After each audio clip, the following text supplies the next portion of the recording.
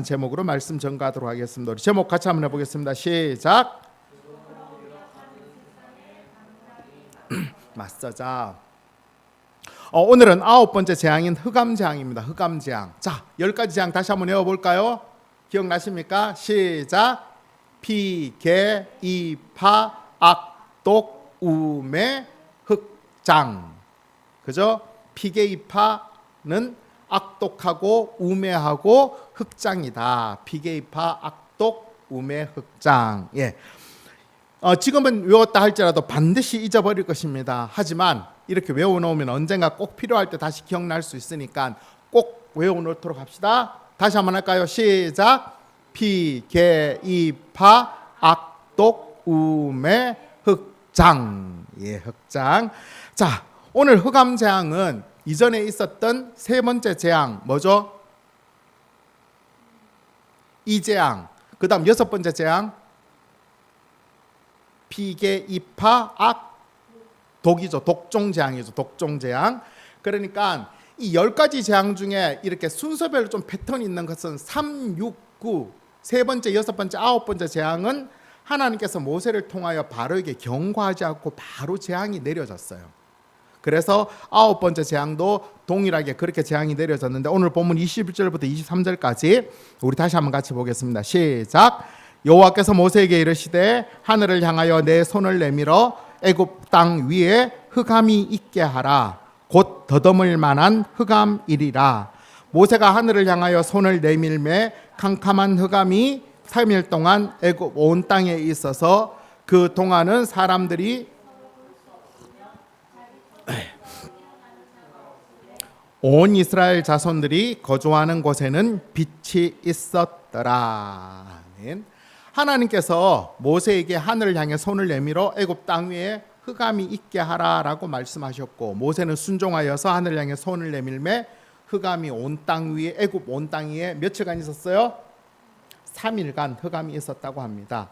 근데 이 흑암 재앙을 좀 정확히 잘 이해를 해야 돼요. 왜냐하면 흑암 재앙에 대해서 오해하기가 쉽기 때문입니다. 예를 들면 23절에 보면 흑암 재앙이 애굽 온 땅에 임함으로 인하여서 애굽 사람들이 어떤 고통을 겪게 되나요? 오늘 보면 23절에 보면 어떤 고통을 겪게 되죠? 서로 볼 수 없게 되고 또 사람들이 자기 처소에서 일어나는 사람들이 없었다라고 말씀하고 있습니다. 자, 우리 한번 생각해 봅시다. 한 3일 동안 그냥 계속 같은 자리에서 누워 있을 수 있어요? 없어요? 어려워요? 왜 어렵죠? 뭐 화장실을 가거나 배가 고파서 쉽진 않은 일이지만 하지만 작정을 하고 3일 누워 있으면 누워 있을 수도 있죠. 그죠? 그런데 중요한 것은 이게 왜 흑암 재앙일까 하는 거예요.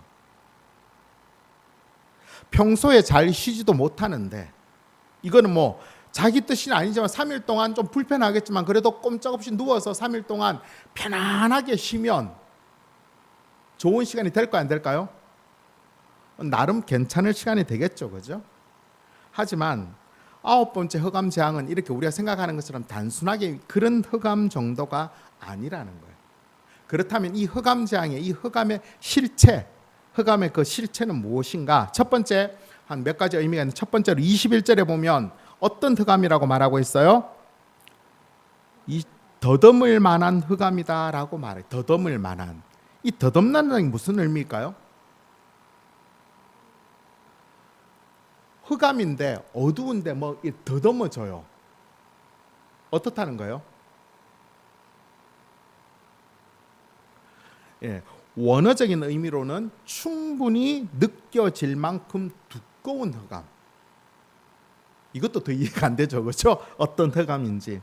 즉 단순히 어둡다라는 개념은 아니라는 거예요. 어떤 개념이냐면 예를 들어 보면 요즘에는 지금은 그런 일이 없는데 옛날에는 전기 사정이 충분히 좋지 않아서 가끔씩 전기를 많이 쓸 경우에는 정전이 되는 경우가 있었어요. 정전이 되는 경우에 자 그럴 때 우리 집에서 동네에서 정전이 일어나서 그렇다면 문 밖에 나가봐요. 그죠?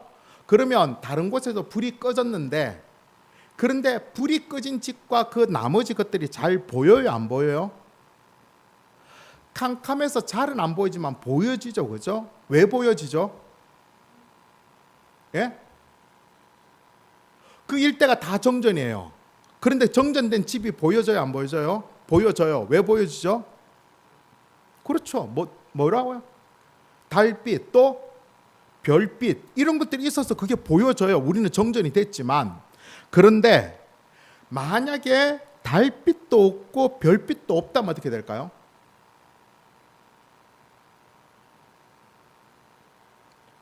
깜깜한 거, 아무것도 안 보이는 거예요.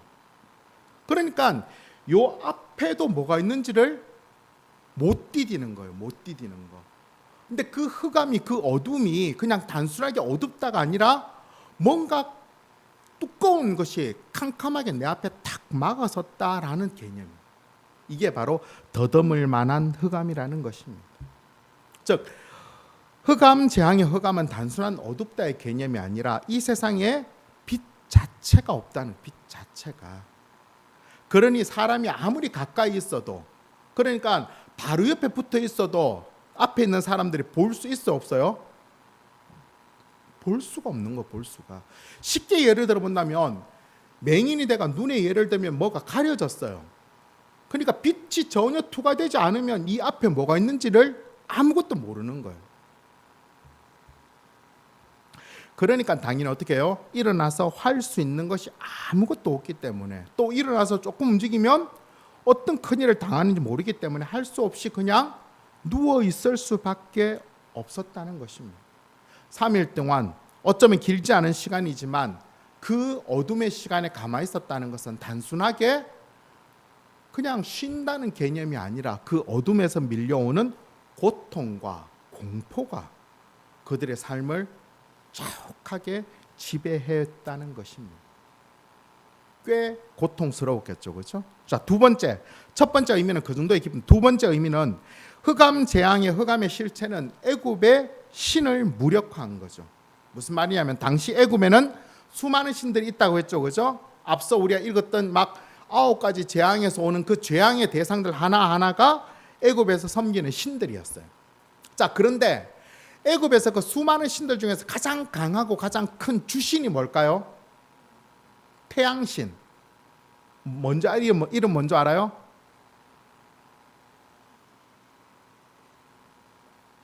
이거 보드 게임도 있는데. 예, 파라오는 아니고 예, 보통 이걸 RA, 라라고 하든지 레라고 하든지 그렇게 이름이 불려지는 태양신이에요. 모양은 알아요? 우리 PPT 한번 보여줘요. 예, 요런 거예요. 제일 머리에 뭐가 있어요? 동그란 아우라가 있고 그 밑에는 동그란 아우라가 있는데 둘러싸고 뭐가 있어요? 뱀이 있죠, 그죠? 코브라가 있고 그 밑에 모양 얼굴은 뭐죠? 매의 모습이고 그 밑에 사람이 십자가를 들고 있고 뭐 이런 모습이에요. 또 하나 사진 더 볼까요? 예, 이 라가 그냥 라가 다 하는 게 아니라 가운데 있는 라고 앞에는 딴 이름으로 불려지고 란데 저녁에는 또 다른 이름으로 불려져요. 같은 신인데. 그리고 또 하나 더 넘겨볼까요? 자, 여기 배를 타고 있죠, 그죠? 저 배를 타고 라가 저 배를 타고 저녁에는 이렇게 바닷속으로 지하로 내려가요. 그러면 밤이 되는 거예요. 태양이 지하로 내려가서 어두워지는 거예요. 그리고 그 다음날 아침에 저 배를 타고 올라오는 거예요. 그러면 다시 밝아지는 거예요. 이게 라예요. 그러니까 이 라는 고대 이집트에서 정말 중요한 태양신이었어요. 단순하게 태양 정도가 아니라 생명과 질서를 창조하고 유지하는데 대단한 역할을 했던 것입니다. 그는 세상의 빛과 생명을 제공하는 신으로 여겨졌으며 그 엄청난 그 능력이 누구에게 이어지냐면 바로 애굽의 왕 파라오, 지금 성경에는 누구죠? 바로에게 연결되어지는 것입니다. 그래서 이 파라오는 대개 이 라의 아들로 많이 알려지고 있는 것입니다. 그래서 이 바로의 통치는 신성한 질서를 실현하게 되는 것이다라고 백성들은 인정하는 거죠.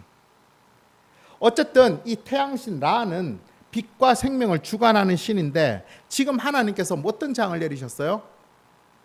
흑암 재앙을 내리셨어요. 그럼 태양신 라는 뭐죠? 아무것도 아닌 거예요. 지하에 계속 머물러 있는지 모르겠지만 태양신은 의미가 없는 거예요.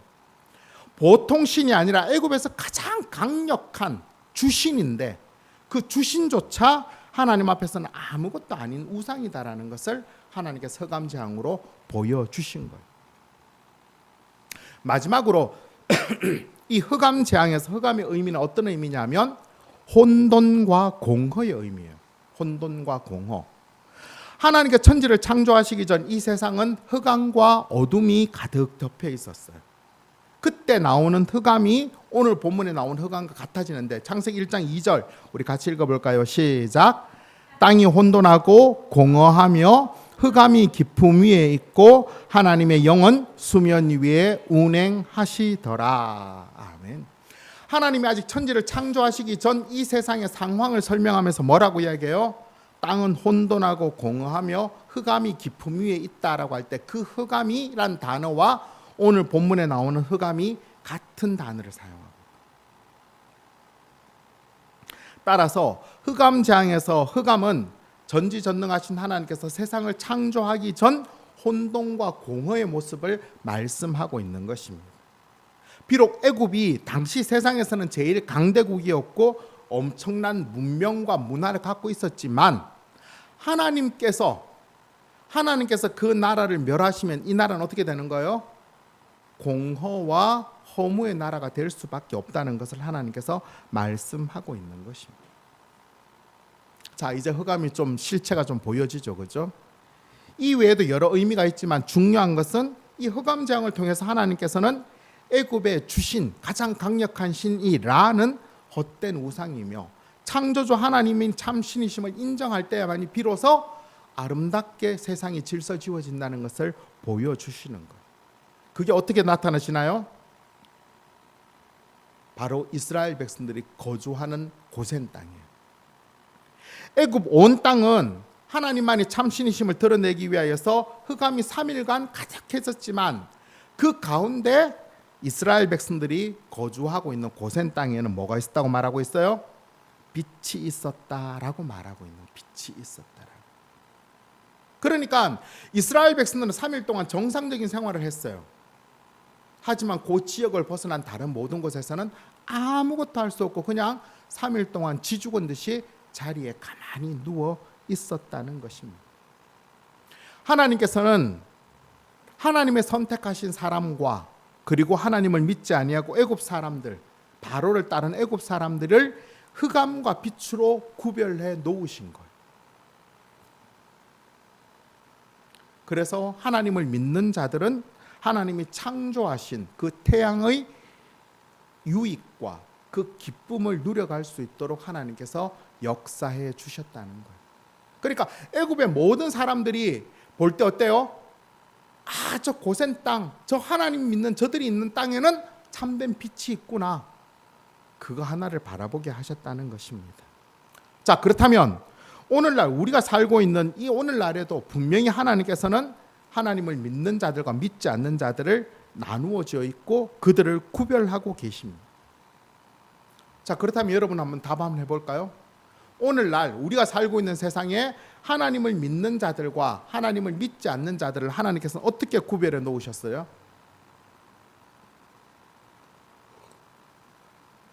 쉽게 말하면 하나님을 믿는 자들에게 어떤 유익을 주셨을까 하는 것입니다. 어떤 유익을 주셨나요? 세상에서 잘 먹고 잘 사는 것일까요? 그렇진 않죠, 그죠? 아마 그거라면 하나님 믿지 않는 자들이 오히려 더 잘 나갈 수 있을 것입니다. 그렇다면 하나님께서는 무엇으로 구별해 놓으셨을까요? 가장 큰 것은 하나님께서 끝까지 책임지시는 것으로 구별해 놓으셨어요. 무슨 말이냐면 우리 로마서 8장 28절 우리 같이 읽어볼까요? 시작. 우리가 알거니와 하나님을 사랑하는 자 곧 그의 뜻대로 부르심을 입은 자들에게는 모든 것이 합력하여 선을 이루느니라. 아멘, 아멘. 예수님을 믿어 구원을 받은 하나님의 사람들은 전지전능하신 하나님께서 모든 것이 합력하여 선을 이루도록 끝까지 책임지시고 구별해 놓으신다는 거예요. 물론 하나님을 믿지 않는 자들에게는 일반 은총 외에는 아무것도 없는 것이, 왜? 하나님과 아무런 관계가 없기 때문에. 쉽게 말하면 이거예요. 아주 단순하게 생각하면 우리가 지금 여기 살고 있잖아요, 그죠? 우리가 언젠가 죽으면 천국으로 가죠, 그죠? 하나님께서 하나님을 믿는 자들에게는 지금부터 천국 가는 길까지 뭘 주시는 거예요? 내비게이션을 주는 거예요. 내비게이션. 그래서 목적지가 어디로? 천국으로 설정되어 있고, 우리가 아무리 곁길로 가도 성령님이 뭐라는 거예요? 띠띠띠띠띠띠 잘못 왔습니다. 방향을 바꾸죠. 오래 해서 계속 그쪽으로 가도록 하나님 만들어 주신다는 거예요. 그렇지만 하나님을 믿지 않는 자는 어때요? 내비게이션이 없는 거예요. 그래서 어떻게 해요? 자기가 찾아가야 되는 거예요. 근데 찾아갈 수 있어요, 없어요? 못 찾아가는 거예요. 끝끝내. 바로 그 차이라는 것입니다. 물론 지금 당장 눈앞에서는 하나님이 어떻게 하여 합력하여 선을 이루는지를 보이지 않을 때가 참 많이 있습니다. 하지만 우리가 다 알지 못해도, 우리가 다 이해하지 못해도 반드시 하나님께서는 가장 합당한 때에 합력하여 선을 이루도록 역사하실 줄로 믿습니다. 그 믿음을 갖고 살아가는 것만으로도 우리는 이 세상 가운데서 어떻게 살아가요? 실수할 수도 있고 넘어질 수도 있지만 어떻게 해요? 또 다시 가면 되는 거예요. 내비게이션이 있으면 어때요? 내가 길을 잘못 들 수가 있어요. 있지만 또 가는 거예요, 또. 그래서 내가 살아가는 삶에 있어서 어떻게 해요? 아주 당당하게 살아가는. 만약에 내비게이션이 없으면 어떻게 해요? 예를 들면 지도책, 옛날에는 지금은 내비게이션 다 하지만 옛날에는 지도책을 들고 다녔어요. 지도책 보고 가다가 이쪽 길인 줄 알고 끝까지 갔는데 끝에가 막다른 골목이에요. 어떻게 해요? 그때는 다시 돌아와야 돼요. 다시 돌아와서 여기서부터 또 찾아가는 거예요. 또 불안하게. 그런데 내비게이션 어때요? 가서 거기서 또 다른 길을 찾아가면 되는 거예요. 이게 바로 하나님께서 역사하신다는 거예요. 어때요? 이 하나님 좋아요, 싫어요? 든든하죠, 그죠? 이 하나님 믿으면 흔들릴 이유가 없는 거예요. 우리 사는 삶. 그렇게 하나님께서는 하나님을 믿는 자들과 믿지 않는 자들을 구별해 놓으신 거예요. 지금 당장은 그게 보여지지 않아도 반드시 그렇게 역사하시는 것입니다. 실수해도 넘어져도 우리가 좌절하거나 낭망할 이유가 없는 거예요. 다시 일어서서 하나님을 바라보고 가면 되는 것입니다. 하나님의 사람들을 향한 하나님의 구별되심은 반드시 있습니다. 이번 한 주간 죄로 인하여 왜곡된 이 세상은 마치 흑암이 가득한 애국과 같지만 하나님의 백성들이 머무는 고센 땅은 빛이 있어서 아무런 문제가 없는 것 같이 하나님께서 우리가 거하는 삶의 자리에서도 하나님께서는 역사하십니다. 어떻게 역사하실지는 알 수 없지만 내가 믿는 하나님은 창조주 하나님이시고 내가 믿는 하나님은 모든 수를 갖고 계시고 내가 믿는 하나님이 전부다라는 것들을 믿고 당당하게 나아간다면 우리는 또 이 한 주간 넉넉하게 살아갈 수 있게 되는 것입니다. 이 하나님을 잊지 말고 꼭 부여잡고 이번 한 주간도 승리하는 그런 저와 여러분 되시기를 간절히 바랍니다. 아멘. 자, 이렇게 흑암으로 인하여서 애굽이 고통을 당하자 바로는 어떻게 했어요? 모세를 당장 불러서 이렇게 이야기합니다. 오늘 본문 24절 같이 읽겠습니다. 시작. 바로가 모세를 불러서 이르되 너희는 가서 너희 어린 것들은 너희와 함께 갈지니라. 아멘. 이제 바로는 막 이스라엘 백성들을 갈 것을 막 허락해요. 근데 저번 우리 8번째 조건에는 어떻게 했어요? 너희하고 어른들만 가라. 애들은 다 두고 가라라고 했는데 오늘은 아니에요. 사람은 다 가라는 거예요. 근데 조건이 뭐예요? 이번에는 양과 소는 두고 가라고 하고 있어요. 왜 그랬을까요? 왜 그랬을까요? 뭐 여러 이유도 있지만 특별한 이유는 없는데 한 가지 우리가 유추해 볼 수 있는 건 뭐예요? 지금 5번째, 6번째, 7번째 재앙을 거치면서 애굽에 있는 가축이 어떻게 해요? 다 죽은 거예요. 우박 때도 죽었었고 메뚜기 때도 죽었었고 수도 없이 죽은 거예요. 거의 지금 없는 거예요. 그러니까 어떻게 해요? 양과 소는 있어야 되는 거예요. 자기 신들에게 제사를 드리기 위해서도 필요하고, 그래서 남겨놓으라고 하지 않았을까라고 추정해 볼 수 있는데 모르겠어요. 하지만 모세는 어떻게 해요? 그런 말에 아주 단호하죠. 그죠? 본문 25절 26절 세 번역 버전으로 같이 읽겠습니다. 시작. 모세가 대답하였다. 임금님도 우리의 주 하나님께 바칠 희생 제물과 번제물을 우리에게 더 보태 주셔야 합니다.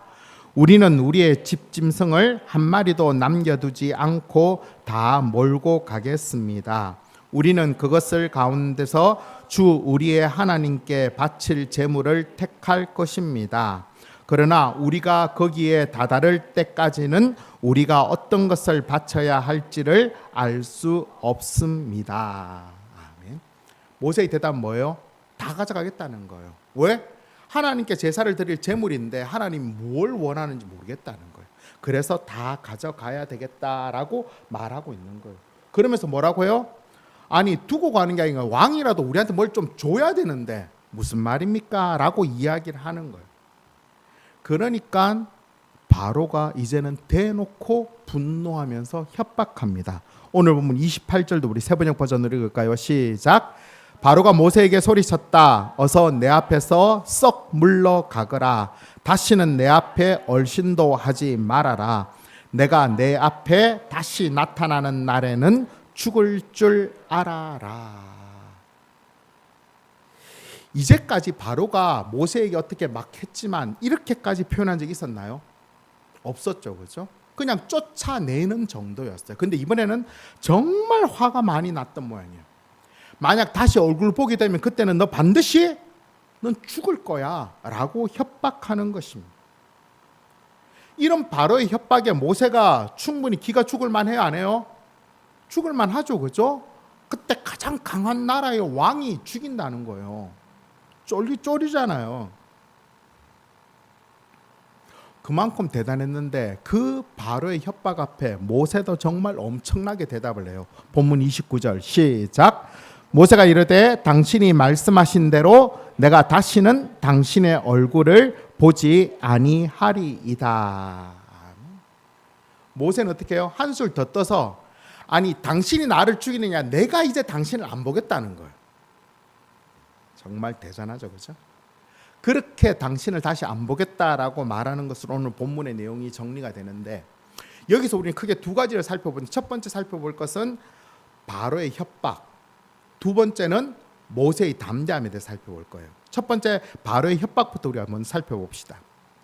바로가 지금 모세에게 하는 협박은 말뿐일까요? 아니면 정말로 죽일 수도 있는 협박일까요? 죽일 수 있을까요? 없을까요? 네. 바로쯤 되면 언제든지 그 자리에서도 바로 모세와 아론을 죽일 수 있는 거예요. 자, 그런데 우리가 한 가지 생각해 볼 것은, 바로가 모세를 죽인다고 모세가 죽을까요? 이거 중요한 문제죠. 그죠? 바로는 지금 당장 모세와 아론을 그 자리에서 죽일 수도 있어요. 그런데 바로가 죽이려고 한다고 해서 모세와 아론이 그 자리에서 죽을까요? 죽지 않을까요? 어떻게 생각해요? 우리 고은이 죽을까요? 안 죽을까요? 네, 죽는답니다. 정답은 뭐죠? 정답은 죽을 수도 있고 안 죽을 수도 있어요. 무슨 말이냐 하면, 모세의 죽음은 누구의 손에 달려 있어요? 바로의 손에 달려 있는 것이 아니라 생명의 주인이신 하나님의 손, 하나님의 주권에 달려 있기 때문에 그래요. 따라서 지금 모세는 바로의 죽음에 대해서 이 위협 앞에서 어떻게 대처해야 돼요? 두려워할 이유가 없는 거예요. 모세가 생각하기에 바로가 자기의 생사, 죽음에 대한 권한을 다 갖고 있다라고 생각했으면 모세는 어떻게 해야 돼요? 그 바로의 위협 앞에 두려워 떨어야 되겠죠, 그죠? 하지만 모세가 생각하기에 바로가 자기의 생명에 고난을 갖고 있다라고 생각하지 않았어요. 그래서 두려워할 이유가 없었던 것입니다. 그래서 당당하게 뭐라고 해요? 내가 안 보겠습니다 라고 하는 거예요. 모세가 그렇게 두려워하지 않고 당당할 수 있었던 첫 번째 이유는 뭐냐면 모든 사람의 생명은 사람의 손에 달려있지 아니하고 하나님의 손에 달려있다는 것을 그는 분명히 깨달았던 거예요. 또 바로가 죽인다고 해서 모세의 모든 것들이 다 끝나나요? 그렇지 않다는 거예요. 바로가 죽일 수 있는 것은 겨우 육신, 우리 육체밖에 없다는 거예요. 하지만 모세가 생각하는 건 믿는 것은 단순히 우리의 삶이 육체만 있는 게 아니라 뭐예요? 영혼도 있다는 거 분명히 알았어요. 그걸 믿었기 때문에 하나님과 지금 계시기 때문에 정말 두려워할 것은 바로가 아니다라는 걸 그는 분명히 깨닫고 있었던 거예요. 자, 우리 마태복음 10장 28절부터 31절까지 같이 읽어볼까요? 시작. 몸은 죽어도 영혼은 능히 죽이지 못하는 자들을 두려워하지 말고 오직 몸과 영혼을 능히 지옥에 멸하실 수 있는 이를 두려워하라. 참새 2마리가 한 아사리온에 팔리지 않느냐. 그러나 너희 아버지께서 허락하지 아니하시면 그 하나도 땅에 떨어지지 아니하리라. 너희에게는 머리털까지 다 세신 바 되었나니 두려워하지 말라. 너희는 많은 참새보다 귀하니라. 아멘. 정말 귀한 말씀이죠, 그렇죠? 세상은 죽음이라는 아주 강력한 무기를 통하여서 죽으면 끝이라고 생각하는 세상 사람들을 지배하고 다스리려고 하는 거예요. 하지만 부활하신 예수님을 믿어 죽음이 끝이 아니라고 생각하는 영원한 삶이 있다는 것을 믿고 있는 자들 앞에는 그 죽음 앞에 두려워할 이유가 없는 거예요. 그런 세상 앞에 주눅들지 아니하고 오히려 그 세상 앞에 더 당당히 맞설 수 있는 것입니다. 오히려 죽음으로 위협하는 세상을 두려워하는 것이 아니라 영원한 생명의 주인 되신 하나님을 두려워하며 하나님 말씀대로 살려고 하고 하나님의 뜻대로 살려고 노력을 하며 살아가야 되는 것입니다. 이게 바로의 위협이 쓸데없다라는 것들을 증명해 주는 거예요. 자, 그러면 모세는 영원토록 안 죽을까요? 아니에요. 하나님 뜻이기에 모세가 죽을 수도 있어요. 아니면 하나님 뜻이기에 모세가 안 죽을 수도 있는 거예요. 그러니까 하나님의 뜻이 중요한 거지 바로가 죽이려고 한다고 죽이고 바로가 살리려고 한다고 이게 아니라는 것입니다. 이 세상이 끝이라고 생각하는 이 세상의 가장 강력한 무기인 그 죽음 앞에 우리는 늘 당당한 그런 하나님의 사람 될 수 있기를 간절히 바랍니다. 그게 우리들의 힘인 것입니다. 우리들의 생명은 하나님께 달려있고 그 하나님께서는 어떻게 해요? 우리들에게 가장 좋은 것을 주시려고 우리의 삶을 끝까지 책임지시는 분이십니다. 우리는 그 하나님을 믿고 어떻게 하면 돼요? 열심히 우리가 할 수 있는 대로 하나님 뜻대로 살아가면 되는 거예요. 그러면 나머지는 하나님께서 다 책임져 주시는 거예요. 아까 내비게이션 이야기 했는데 가끔씩 그런 일 있죠, 그렇죠? 우리가 잘못해서 엉뚱한 길을 들었었어요. 근데 내비게이션이 띠띠띠해서 새로운 경로를 만들었어요. 그런데 새로운 경로를 좀 가다 보니까 내가 생각하기에 이 길은 아닌 것 같은 경우가 있어요. 이 길은 아닌데? 이쪽으로 돌아가야 맞을 것 같은데? 어떻게 해야 돼요? 내 생각으로 돌아가도 또 하나님 내비게이션 길을 찾아가요. 하지만 그 길로 가도 가요. 대신에 더 빠르게 잘 가겠죠, 그렇죠? 우리의 삶이 그렇다는 거예요. 하나님께서 우리들의 삶을 책임져 주시기 때문에 하나님 말씀대로 열심히 따라가면 되는 거예요. 그런데 내 생각에 안 맞을 수도 있고 좀 이해가 안 될 때도 있어요. 하지만 하나님을 믿고 열심히 살아가면 되는 거예요. 우리가 봐야 될 건 뭐예요? 내가 지금 내비게이션의 길 따라 가고 있느냐 없느냐 그것만 생각하는 거지, 내가 이 길로 끝까지 가면 저 길 목적지로 갈 건가 말 건가를 고민할 이유는 없는 거예요. 하지만 하나님이 없는 세상 사람들은 뭐예요? 그게 고민인 거예요. 그게 저 끝에는 도대체 어떻게 가야 되는 걸까?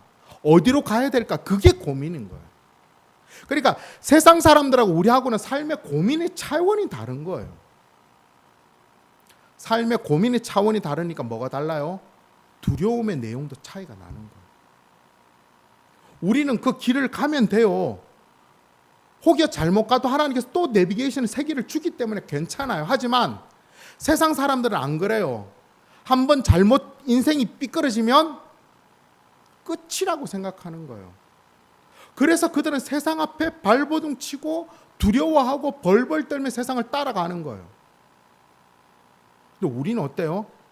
그럴 이유 없어요. 세상 앞에 당당히 맞서야 돼요. 세상 앞에 당당히.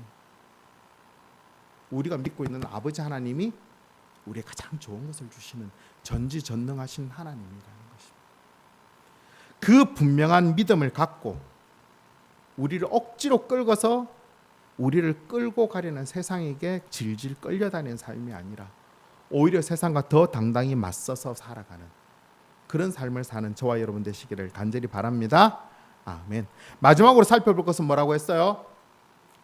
모세의 담대함입니다. 담대함. 원래부터 모세가 이렇게 바로 앞에 당당했나요? 아니죠, 그죠? 바로를 처음 만났을 때 모세는 상당히 기가 죽어 있었죠, 그죠? 모세는 알아요. 이 바로의 지금 권력이라는 게 어떤 건지. 그냥 바로는 아무것도 안 해도 괜찮아요. 그냥 누구 하나 죽이고 싶으면 탁 튕기면 그냥 죽는 거예요. 그 정도 권력을 갖고 있던 자였어요. 근데 지금 모세가 뭐라고 이야기해요? 바로가 죽이려고 하니까 내가 당신을 안 보겠습니다라고 오히려 튕겨내는 거예요. 자, 여기서 우리가 찾아봐야겠죠. 모세가 이렇게 변하게 된 이유가 도대체 뭘까요? 왜 변했을까요?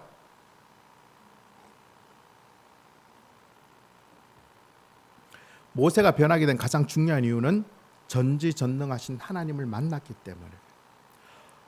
비록 강한 바로지만 그 바로와는 비교가 되지 않는 하나님을 만났기 때문에 그렇다는 것입니다. 모세가 바로를 처음 만났을 때 바로는 감히 어떻게 해볼 수 없는 얼굴 보는 것조차라도 대단한 그런 사람이었지만 그때라면 지금처럼 말할 수 없었겠죠, 그렇죠? 하지만 지금은 어때요? 아무것도 아닌 거예요. 왜? 가장 단순하게 생각하면 지금까지 9가지 재앙을 겪으면서 모세는 뭘 느꼈어요? 9가지 재앙이 있을 때마다 바로가 할 수 있는 게 뭐였어요? 바로는 거짓말 외에는 할 수 있는 게 없었어요.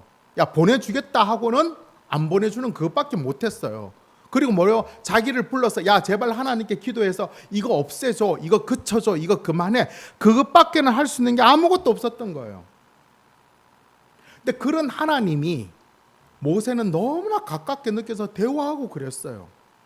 근데 그런 하나님을 믿고 있는 모세가 아무것도 할 수 없는 바로가 두려웠을까요? 안 두려웠을까요? 이제는 두려울 이유가 없는 거예요. 그 하나님을 만나기 전에는 바로가 엄청 컸지만 그 하나님을 만난 이후에는 그의 삶이 완전히 바뀌어졌던 것입니다. 이제는 그의 삶이 새로워지는 거죠. 오늘날 마찬가지예요. 우리도 전지전능하신 하나님을 만나면 세상이 두렵지 않은 거예요. 그러나 그 하나님을 만나지 못하면 세상은 엄청 두려워요. 무서워요. 세상의 위협이 직장에 자르려고 하면 두려워서 벌벌벌 떨어야 되고 세상이 우리를 뭐 어떻게 해보려고 하는 앞에서는 찍소리 못하는 게 우리 삶이었지만 이 세상의 주인이신 하나님을 만나게 되면 우리 삶은 달라지는 거예요. 그걸 잘 보여주는 게 누구예요? 예수님의 제자들이었어요. 예수님을 따를 때 참 많은 사람이 따랐어요. 그죠? 그럼에도 불구하고 예수님 십자가에 잡혀 돌아가시자 사람들이 다 흩어졌어요. 3년 동안 예수님을 따라다녔던 제자들도 두려워서 다 숨었어요. 그 제자들이 어떤 제자들이었어요? 예수님이 죽은 사람도 일으키는 것을 직접 목격한 제자였어요. 바다 위를 걸어가시는 예수님을 목격한 제자들이었어요. 그럼에도 불구하고 그 제자들이 예수님 돌아가시자 두려웠어요. 왜? 그런 예수님을 로마 사람들이 지금 죽인 거예요. 유대 종교 지도자들이. 자기들은 뭐예요? 아무것도 아닌 거예요. 그래서 우리도 죽을까 두려워서 벌벌벌 떨면서 숨었어요. 하지만 부활하신 예수님을 만난 후, 그리고 오순절 성령의 충만함을 경험한 이후에 제자들의 삶은 완전히 달라졌습니다. 오히려 세상에 당당히 맞서기 시작했습니다. 예수님을 증거하여죠. 그러다 보니 어떻게 해요? 종교 지도자들에게 붙잡혀가서 채찍도 맞고 위협도 당하였어요. 하지만 또다시 풀려나게 되었어요. 더 이상 종교 지도자들이 무섭지 않았어요. 왜? 그들이 할 수 있는 게 뭐였어요? 그들이 할 수 있는 가장 큰 것은 죽이는 것밖에 못하는 거예요. 하지만 누구를 경험했어요? 부활하신 예수님을 만난 거예요. 확실한 건 뭐예요? 팩트는 뭐예요? 죽음이 끝이 아니라는 거예요. 부활하신 예수님이 있으니까 끝이 아닌 죽음, 이 세상 앞에 두려워 떨 이유가 없었던 것입니다. 오히려 그들은 더 당당했고 완전히 새로운 기쁨을 누릴 수 있었던 거예요. 자, 우리 사도행전 5장 41절 세번역 버전 읽어볼까요? 시작. 사도들은 예수의 이름 때문에 모욕을 당할 수 있는 자격을 얻게 된 것을 기뻐하면서 공의회에서 물러나왔다. 뭐라고 하고 있어요? 지금 이게 사도들이 어떻게 예수님을 증거하는 것 때문에 어떻게 됐어요? 채찍에 맞고 감옥에 갇히고 지금 이건데 그게 어떻게 됐다는 거예요? 기뻤다는 거, 기뻤다는 거. 왜 기뻤다는 거예요?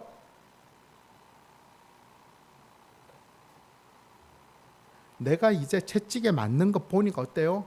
아, 예수님의 제자의 길을 제대로 걸어가고 있구나라는 것들을 느끼게 됐다는 거. 우리가 내가 정말 예수님을 잘 믿고 있느냐, 부활하신 예수님을 만났느냐 만나지 않느냐는 바로 이 기쁨이 있느냐 없느냐 이 차이인 거예요. 부활하신 예수님을 만났고 내가 정말 그 예수님을 잘 믿는다고 하면 이 땅에서 내가 예수님으로 인하여서 당하게 되는 그런 고난들과 그런 어려움들 앞에서 우리는 어떻게 생각해요? 기뻐지는 거예요. 기뻐지는 거. 아, 내가 힘든 거 보니까 내가 예수님을 잘 믿고 있구나라고. 세상이 나를 박해하고 세상이 나를 위협하는 거 보니까 잘 믿고 있구나라는 기쁨을 누려야 되는 거예요. 그런데 막 세상이 나를 좀 힘들게 하고 어렵게 하고 고통만, 내가 왜 꼭 이렇게 예수님 믿어야 돼? 매주일 나와서 피곤해 죽겠는데 왜 이렇게 예배 드려야 되고, 돈도 없는데 맨날 헌금 내라고 이야기하고, 힘들어 죽겠는데 매일 봉사하라고 이야기하고, 이거 왜 이러는 거야? 이런 고통이 따르면, 이런 생각밖에 안 들면 부활하신 예수님을 아직도 제대로 못 만나는 거예요. 그런 자들은 예수님을 믿는다고 해도 세상이 어떻게 해요? 질질질 끌려다니는 거예요. 예수님은 어떤 삶을 살기 원해요? 오히려 세상이 감당할 수 없는 기쁨을 누리며 사는 거예요. 어떻게 평가받아야 돼요? 아니, 쟤들은 예수 믿는다고 우리가 아무리 핍박해도, 아무리 우리 괴롭혀도, 아무리 피곤하게 해도 그게 더 기쁜 자들이니까 어떻게 할 수가 없네? 우리가 적어도 그 정도의 삶을 살아가야 되는 거예요. 그런 기쁨을 누릴 때 감히 바로가 어떻게 할 수 없는 하나님의 사람이 되어지는 것입니다. 이번 한 주간 또 어떤 상황과 형편이 주어질지 알 수 없지만 오늘 말씀을 꼭 기억했으면 좋겠어요. 그 상황 가운데서도 그래, 까짓거 길어봐야 한 6, 70년? 그 정도 내가 고통받더라도 영원한 삶이 있다는 걸 내가 분명히 아는데, 그것을 믿는데, 그러면 내가 잘 살 수 있지 뭐. 그런 믿음을 가지고 당당해질 수 있기를 바랍니다. 또 그 기쁨을 맛볼 수 있기를 바랍니다. 우리 정말 잘 생각하셔야 돼요. 왜? 제자들이 예수님을 만나기 전에 수많은 이적들을 체험했어요. 지금 우리 생각에 그렇죠, 그렇죠? 갑자기 내가 그런 이적을 체험하면 내가 예수님을 정말 잘 믿을 것 같다라는 생각이 드는데 안 그래요. 제자들이 정말로 예수님 바로 눈앞에서 봤던 이적을 따진다면 수도 없잖아요. 근데 그들은 예수님이 잡히자 말자 다 도망갔어요. 하지만 중요한 건 뭐예요? 부활하신 예수님을 만났을 때 달라졌어요. 우리도 어떻게 해요? 부활하신 예수님을 만나야 돼요. 영원한 삶의 주인이신 예수님을 어떻게 만나냐? 말씀과 찬송과 기도로 그 예수님과 교통하는 거. 인격적으로 만나는 것입니다. 이번 한 주간 어찌하든지 그 예수님을 온전히 만나서 모든 상황 가운데서도 모세와 같이 더 당당하게 그 제자들의 기쁨을 풍성히 누리는 그런 저와 여러분 되시기를 간절히 바랍니다. 아멘. 말씀 맺도록 하겠습니다. 오늘 설교 제목이 뭔지 기억나시나요? 뭐죠? 아멘. 흑암 재앙은 자신들이 믿고 있던 태양신 라는 거짓된 헛된 우상이며 하나님만이 참신이심을 보여주는 애굽 사람들에게 보여주는 가장 강력한 재앙이었습니다. 그리고 이 재앙은 이제 마지막 한 가지 남은 장자의 죽음에 대한 재앙의 전조 상황이었습니다. 또한 하나님을 믿는 이스라엘 백성들과 바로를 따르는 애굽 사람들 사이에 분명히 구별되는 것을 보여주신 재앙이 이 흑암 재앙입니다.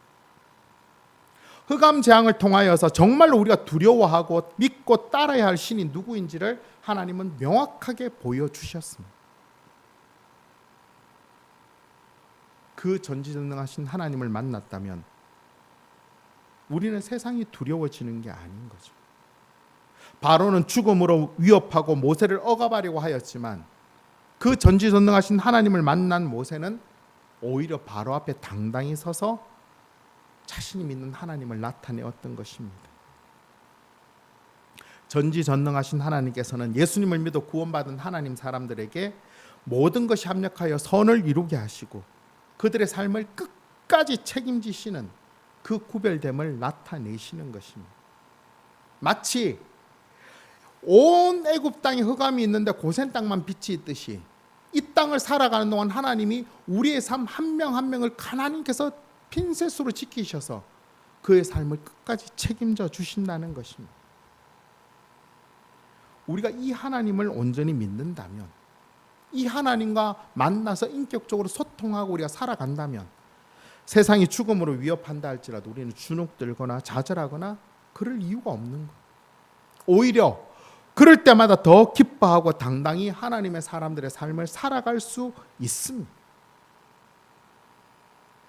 이 세상 영원한 세상이 아니라 과정이에요. 과정. 이게 과정이라 안다면 우리가 분명히 기억해야 될 것은 우리를 부르신 그 하나님의 뜻대로 우리는 주어진 삶에 최선을 다해 살아가는 것. 그 하나님의 인도하신 가운데 살아가는 것. 그럼에도 불구하고 늘 혼돈스럽고 늘 힘들고 늘 방황스럽지만 그때마다 어떻게 해요? 하나님과 소통하며 하나님과 대화하고 찬양하고 기도하고 말씀으로 살아가는 것입니다.